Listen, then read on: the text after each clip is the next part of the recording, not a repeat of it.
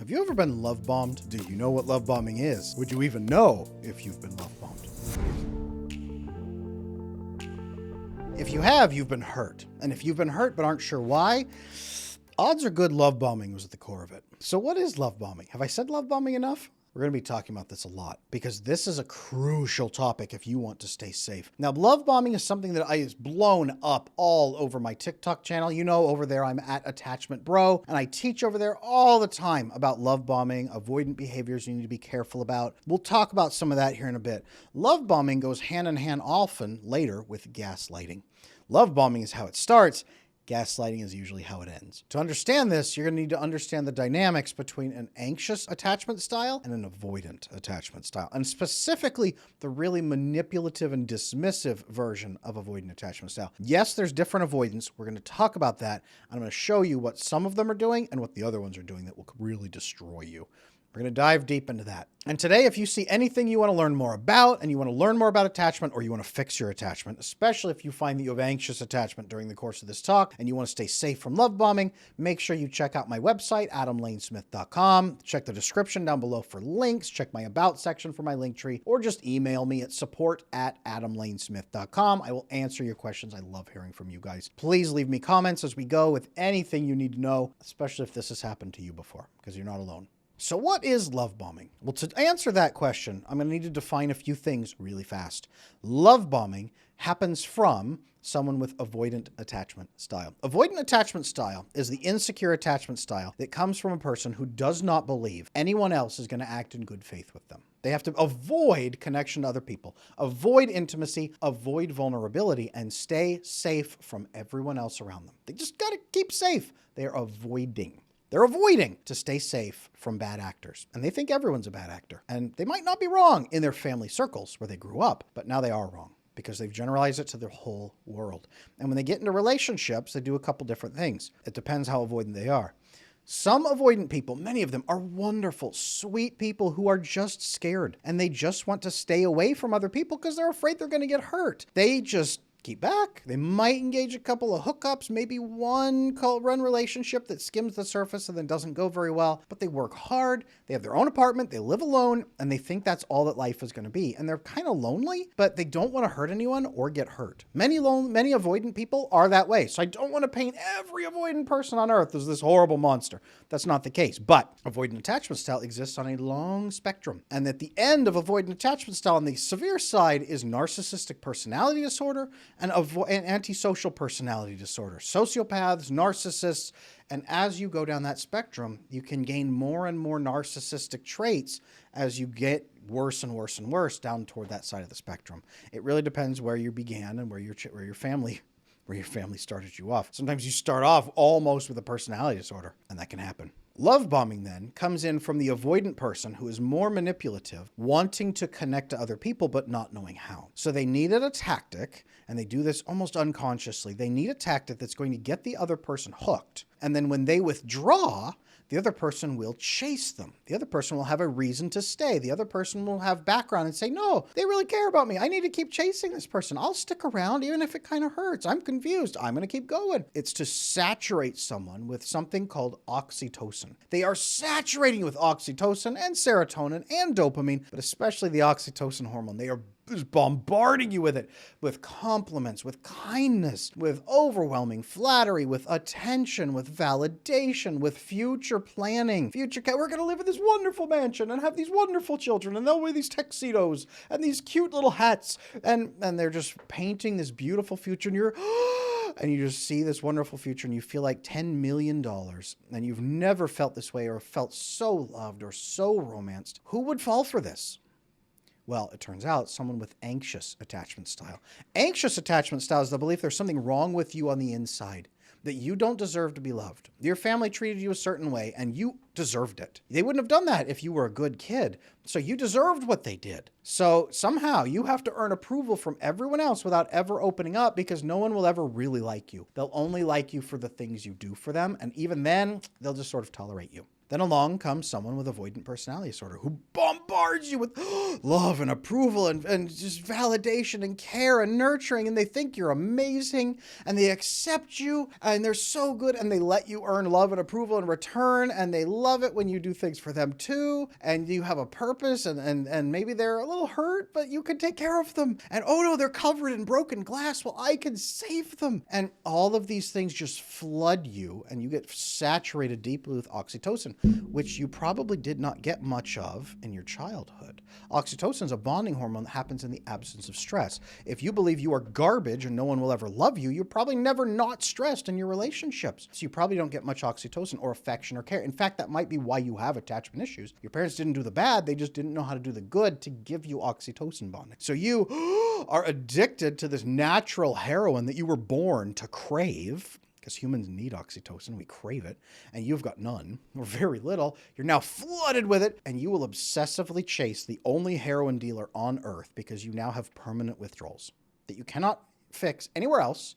No one else can give it to you. You can't give it to yourself. You just need that person. This is love bombing. This is why it's so bad. So what does it really look like? Down in the trenches, day to day, what does it actually look like? It's a person on the first date saying, you are amazing. You're incredible. I've never met anyone like you. Wow. You are just so interesting. Oh man, I am so into you. I am so blown away that I want to have sex with you right now on the first date. Just forgive me for that. And okay, yeah, I guess we'll do that. But they accept you anyway. And they're so nurturing and they can be so great after. And they're so charming and they're so suave. They're so interesting and they're paying attention to you. And oh man, they say all the right things and they make you feel great and they call you and they can text you a bunch, but then maybe they back off and you haven't heard from them, but then they do. They talk to you again after a day or two. Okay, and they're back. Oh, okay, I didn't mess it up. Oh, I'm so grateful. And they keep saturating you until a few weeks in or a few months in, it starts to kind of change. It starts to cost them something. And you kind of notice when it costs them something, they don't want to do it as much.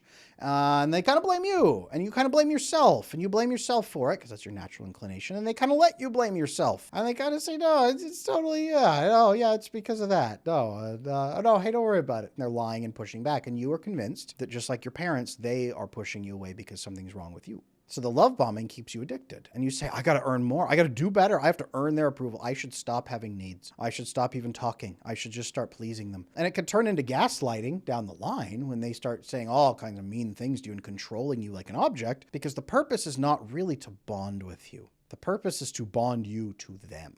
Do you see the key difference? This is the key difference. Love bombing then is not an act of connection. It's an act of forced addiction. It's them sticking a needle in your neck and injecting the heroin and saying, all right, now you're going to follow me for the rest of your life and it'll be great for me. And that's what it is. Like I said, not all avoidant people do this. But as you slide down that narcissistic spectrum of more and more severe manipulative, dismissive avoidant styles, it really starts to hit. And they'll love bomb you even more. This is why the most terrifying people on earth are the most charming, because they can love bomb the crap out of you. And this is why cults are built around people who start off talking about family and love and care and nurturing. This is why corporations have started talking about this and why it works on people with an anxious attachment style. We're a family? Okay, that's fine. I will happily work weekends without pay. See how this works? Oxytocin bonding. Oxytocin addiction for someone who has almost never had any. This is love bombing. So how do you deal with this afterward? Because when you break up with that person, they break up with you, they ghost you, they leave you. What do? You just live with an addiction forever. No. It feels that way. It feels that way. Some people are hooked on an ex for years and can't figure out how to get through it. It's because they've never fixed their anxious attachment style. So they've never learned how to get real oxytocin with the people in their lives. And they still feel, their brain remembers. I remember back in the day, 5 years ago, that one person made me feel this amazing way and I've never been able to find it ever. And I think it was just them. And even though they hit me every single day in the face with a brick, I would love to have that person back. Some days I would take a brick to the face just to be able to feel that feeling again for a moment. Are abusive relationships making sense? Or even just addictive relationships and toxic ones making sense? They don't have to be full out, really like physically abusive. They can be mentally abusive. They can be emotionally abusive. This is how they function. This is why people stay in those relationships. It's because you're the last heroin dealer on earth. So how do you get natural heroin? How do you get oxytocin? By fixing your attachment. See, in a securely attached relationship with two secure people, or relatively secure, they are giving each other and themselves oxytocin through interactions, through kindness. Remember, it's the absence of stress, but it's laughing together, holding hands, bonding, sharing, nurturing, accepting, all of those good things, taking a walk together, spending time together, doing a hobby together, sex together if you're in a couple. It is all kinds of good things that you can do together as a team. It's even cooking for each other. Even those things can help. Even doing chores and taking care of each other in the absence of stress and drawn from a loving, committed relationship of friendship or family or intimate romance. That gives you oxytocin in the absence of stress. That's why most people don't get it. It's because they are constantly stressed by their relationships and they don't feel accepted and they don't believe they'll ever be loved. This is why it's crucial to fix your anxious attachment style. Number one, so you won't be susceptible to love bombing anymore. You won't be living with a giant security gap where this person's going to walk in and treat you like garbage and then get away with it. But also, you'll improve your quality of life. You'll be able to get oxytocin on demand from the good people that love you, and you'll be able to give oxytocin to them in return.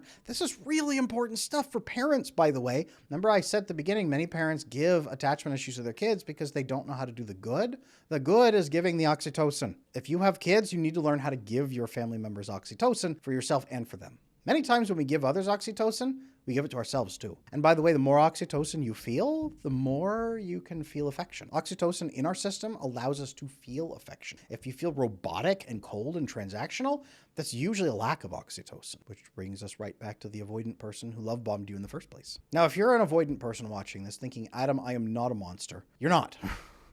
And odds are good if you're watching this saying that, you probably are not way over here on the manipulative side. You're probably way over here on the I just want to be left alone because I'm scared someone's going to hurt me side. Right? You may have accidentally love bombed. Maybe you have. Maybe you have. I'm speaking a lot to the anxious people here, but maybe you have accidentally love bombed and you're realizing, going, holy crap, why did I do that? It's because you thought that's all you could do to get people to like you and that you are not going to manipulate or hurt anybody. You just needed to make sure they actually liked you so that when the chips hit the table and the chips are down, they're going to do the right thing. You're trying to encourage that. But then you get scared and you back off and they chase. And maybe they chase too hard and it scares the crap out of you because they're going to try to smother you to death with their anxious needs. And so you kind of run and then they chase you even harder. All of this is why. This is why anxious people become smothering and overwhelming after the first few weeks, and why you feel like you got to run. And all the anxious people watching this are probably like, wow, that's how they feel? Often, yes. They're avoiding and they're scared. Avoidant people don't do what they're doing because they're bad people. They do what they do because they're scared of what's going to happen if someone catches them and forces them to meet those needs and be responsible without good faith in return. It's slavery. Avoidant people are running from hurt and emotional slavery. Because many of them, that's how they grew up.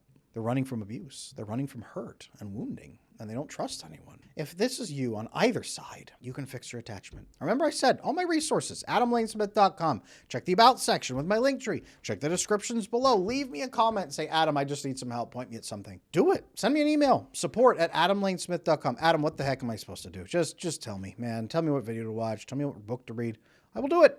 I get those emails all the time. I'm happy to help. You can fix this. You can get oxytocin. You can stop being love bombed. You can stop love bombing. You can actually live a secure, steady, stable life that you enjoy, that decreases your stress levels and increases your ability to bond with others, to actually trust them and fix your security gaps. You've got to fix those security gaps, because if you don't, you will be love bombed, or you will accidentally love bomb others, and you won't mean to. And you'll feel bad. You'll get devastated when people walk away from you. You'll get devastated when people try to get too close to you and you run and you sabotage the relationship. Anxious and avoidant, no one's happy. No one's happy. And that's the biggest dynamic as an anxious, chasing, and avoidant after being love bombed. That's the biggest dynamic when you talk about broken attachment.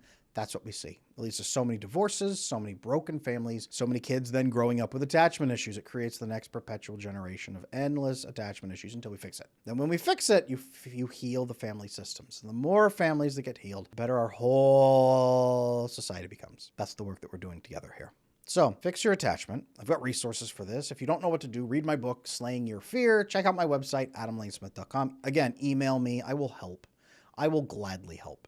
But let's work on this. And if you've been love bombed, drop me a comment down below. Explain a little bit about what happened. I want other people reading the comments to say, I think I've been love bombed, but what if I'm really the only one? What if Adam's only talking to like a couple people and I'm one of them and I'm embarrassed? Can I scan down to the comments? Please, guys, leave your comments and what happened, because other people may be hearing about this for the first time and say, that's what that was? And they're finally mind blown, but they're going to get safe. And if you've been an avoidant person who has accidentally love bombed people, I get these from time to time. People will pop in and I love it when they do. They are so brave to pop into my comment sections and say, you know, I've been an avoidant person and I have love bombed people and I'm just realizing it and I really feel terrible about it. I don't see the comment section ripping them apart and screaming at them. I see the comment section saying, thank you so much for learning. Thank you so much for not doing this to someone. This was done to me and I am just so glad no one's going to do this to you, to anyone else. Thank you for doing the work to get better on your end. And I hope that you can get the help for the pain you need too, because you're not a monster. You're not a monster. It's easy to paint anxious and avoidant people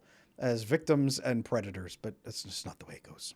It's just two hurt people scaring each other. Let's fix that.